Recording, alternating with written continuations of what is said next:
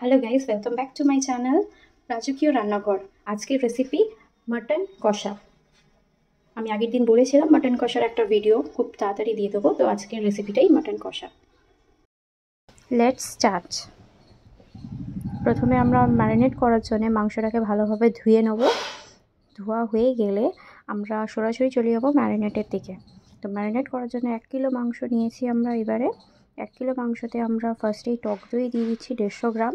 তার মধ্যে আমরা দিয়ে দেবো পরিমাণ মতো আদা রসুনের পেস্ট, হলুদ গুঁড়ো আর স্বাদ অনুসারে নুন। এরপর আমরা এবারে এটাকে পুরোটাকে ভালোভাবে মাখিয়ে নিচ্ছি। মাখিয়ে নেওয়ার পর এটাকে আমরা রেস্ট করতে দেবো। চলো মেখে নিই এটাকে।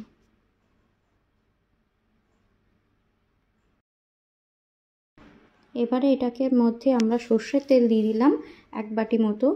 দেওয়ার পরে এটাকে আমরা খুব ভালোভাবে মাখিয়ে নিচ্ছি। মাখিয়ে নিয়ে এটা রেস্ট করতে দিয়ে দিলাম 1 থেকে 2 ঘন্টার জন্যে, যাতে মাংসটা খুব ভালো মতো সফট হয়ে যায় আর ম্যারিনেশন হয়। 1 থেকে 2 ঘন্টা পর ফিরে এলাম। এরপরে আমাদের এখানে প্রেশার কুকার বসিয়ে নিচ্ছি। তার মধ্যে অল্প পরিমাণ মতো কিছুটা সর্ষের তেল দিয়ে দিচ্ছি। এরপর আমরা দিয়ে দেবো এতে কিছুটা পরিমাণ দারুচিনি। আমি এখানে 3টে কি 4টে দারুচিনি দিয়েছি। এরপরে আমরা ওটাকে নাড়াচাড়া করে নিচ্ছি। এবারে আমরা দিয়ে দিচ্ছি ম্যারিনেট করা যে মাংসটা রেখেছিলাম, ম্যারিনেট করতে দিয়েছিলাম, সেই মাংসটা আমরা প্রেশার কুকারে দিয়ে দিচ্ছি। এবারে আমরা হাই ফ্লেমে এটাকে 1 থেকে 2টো সিটি মেরে দেবো, বাস তাতেই হয়ে যাবে আমাদের।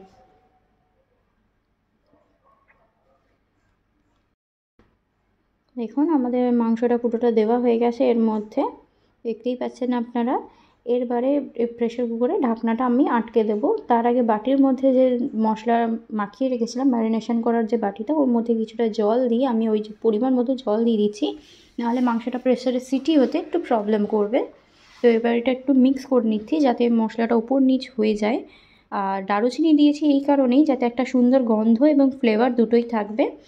এবার এই সুন্দর ফ্লেভারটা দারুচিনিটা দিলেই তবে পাবেন। আমরা অনেক জায়গায় গোটা গরম মশলা দেয়, আমি এটাতে কোনো গোটা গরম মশলা বা কোনো কিছু ইউজ করিনি, শুধু দারুচিনির ওপরেই আমি এক ফ্লেভারটা মেরেছি।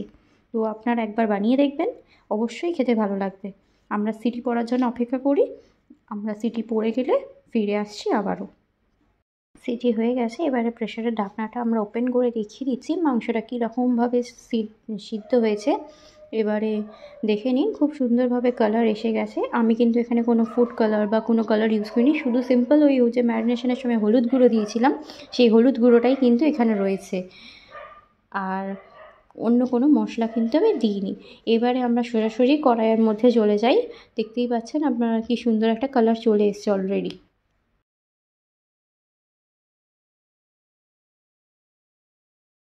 একবার হাতা দিয়ে নেড়ে দেখিয়ে দিচ্ছি আপনাদের যে কি সুন্দর একটা জুসি জুসি এসে গেছে, দেখুন।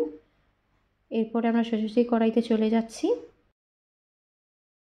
কড়াইটা গরম হয়ে করতে দিয়ে দিলাম। এখানে আমরা একটা কড়াই নিয়ে নিয়েছি। এরপরে আমরা এখানে দিয়ে দেবো। সরিষার তেলটা গরম হতে লাগবে। এখানে কোনো রকম সাদা তেল ইউজ করা যাবে না, যার কারণে সাদা তেলে মাটন রান্না অন্তত খুব ভালো একটা ফ্লেভার ওঠে না, তাই জন্য আমরা সরষের তেল নিয়ে নিয়েছি কড়াইতে। এরপরে আমরা তেলটা গরম হতে দিচ্ছি। দেখতেই পাচ্ছেন তেলটা খুব ভালোভাবে গরম হয়ে গেছে। এরপরে আমরা এর মধ্যে দিয়ে দিচ্ছি পেঁয়াজ, কুচানো পেঁয়াজ। এর মধ্যে কুচানো পেঁয়াজটাকে খুব ভালো মতোভাবে ভেজে নিচ্ছি। পেঁয়াজ ভাজা হয়ে গেলে আমাদের এর মধ্যে দিয়ে দিতে হবে আরও 1 চামচ মতো আদা রসুনের পেস্ট।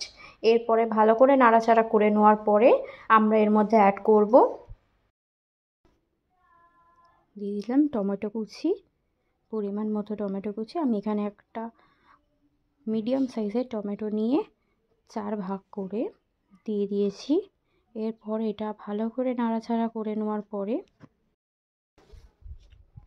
দেখতেই পাচ্ছেন টমেটোটা এর মধ্যে কি সুন্দরভাবে ভেজে নেওয়া হয়েছে। এরপরে খুব সুন্দরভাবে এর মধ্যে আমরা আলুগুলো, কেটে রাখা আলুগুলো আমরা দিয়ে দিচ্ছি। এখানে আমরা 4 টুকরো আলু নিয়েছিলাম, 2টো বড় সাইজের আলু 2 টুকরো করে কেটে নিয়ে 4 টুকরো, মোট 4 টুকরো আলু দিয়েছিলাম এখানে। আপনারা আলু দিতেও পারেন, নাও পারেন, কিন্তু আমরা বাঙালি যেহেতু, তাই জন্যে আমরা একটু আলু খেতে পছন্দ করি বেশি। ভালো করে আলুটাকে একটুখানি কষিয়ে নিচ্ছি। এরপরে দেখতেই পাচ্ছেন খুব ভালোভাবে এটাকে কষিয়ে নেওয়া হয়েছে। এবারে মাটনগুলো আমরা একটা বোলে ট্রান্সফার করে ওই মাটনগুলোকে আমরা দিয়ে দিচ্ছি ভালোভাবে। এবারে মাটন সমেত এটাকে ভালোভাবে কষানো চলবে যতক্ষণ না আলুগুলো সিদ্ধ হয়ে যাচ্ছে। আর মাটনটা যে 10% বাকি ছিল, 10 to 20% যেটুকুনি বাকি আছে সিদ্ধ হওয়া, ওইটা যাতে ভালোভাবে কষে নিয়ে সিদ্ধ হয়ে যায়। যেহেতু আমরা মাটন কষা করছি, তো প্রেশারে তো পুরোটা হয় না। তো এরপরে আমরা এটাকে ভালোভাবে কষানো চলবে। দেখে নিই আমরা কী কী দিতে হয় আর এতে। এবারে আমরা কাশ্মীরি গুঁড়ো লঙ্কাটা দিয়ে দিলাম। এরপরে আমরা ভালো করে এটাকে কষিয়ে নিচ্ছি। যতক্ষণ না এটা থেকে তেল ছেড়ে আসবে ততক্ষণ আমরা এটাকে কষাতে থাকবো। আর মধ্যে মধ্যে এটা যখন আটকে আটকে আসবে, তখন যেহেতু দই দেওয়া আছে তো মাংস একটু আটকে আটকে আসবে এই কড়াইতে, তো ওই জন্য কন্টিনিউ আমাদের নেড়ে যেতে হবে। আর মধ্যে মধ্যে যখন দেখবো যে ড্রাই হয়ে আসছে বা ড্রাই হয়ে গেছে, তো তখন আমরা মাটনের যে জলটা বেরিয়েছিলো সিটির পরে, সেই জলটা আমরা অ্যাড করতে করতে কষতে থাকবো।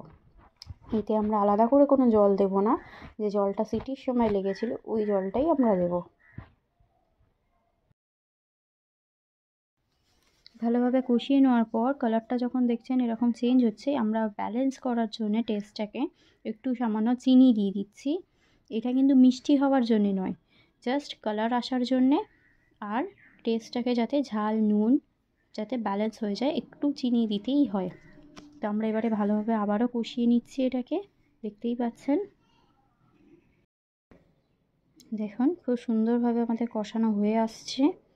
এই যে দারচিনির ফ্লেভারটা যে এত সুন্দর একটা ফ্লেভার ওঠে, যে আপনারা নিজেরা না বানালে বুঝতে পারবেন না যে কত সুন্দর একটা ফ্লেভার ওঠে এটাতে। আমরা এটাকে ঢাকনা দিয়ে একটুখানি লো ফ্লেমে একটু রেখে দিচ্ছি, যাতে মাংসের মধ্যে যেটুখানি জুসটা রয়েছে, যেটুখানি জল রয়েছে যাতে বেরিয়ে যায়, বেরিয়ে যাতে ওটা খুব সুন্দর একটা টেস্ট চলে আসে। তো এটা হোক ততক্ষণ, আসছি ঢাকনা খোলার সময়।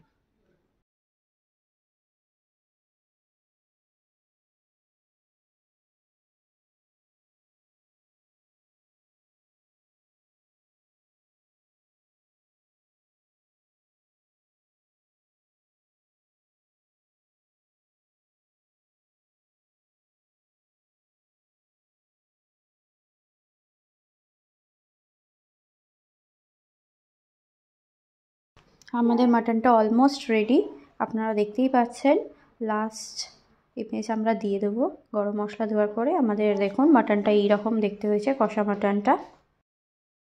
আমি যেভাবে বানালাম আপনারা একবার বানিয়ে দেখবেন, অবশ্যই খেতে খুব ভালো এবং খুব টেস্ট হবে। আপনারা পারলে বাড়িতে একবার বানিয়ে দেখে আমাদের কমেন্ট বক্সে জানাবেন কেমন টেস্ট হয়েছে না হয়েছে। ভিডিওটা ভালো লাগলে লাইক শেয়ার সাবস্ক্রাইব করে দেবেন, পাশে বেল আইকনটা টিপে দেবেন যাতে আমাদের ভিডিও নোটিফিকেশানটা সবসময় আপনাদের কাছে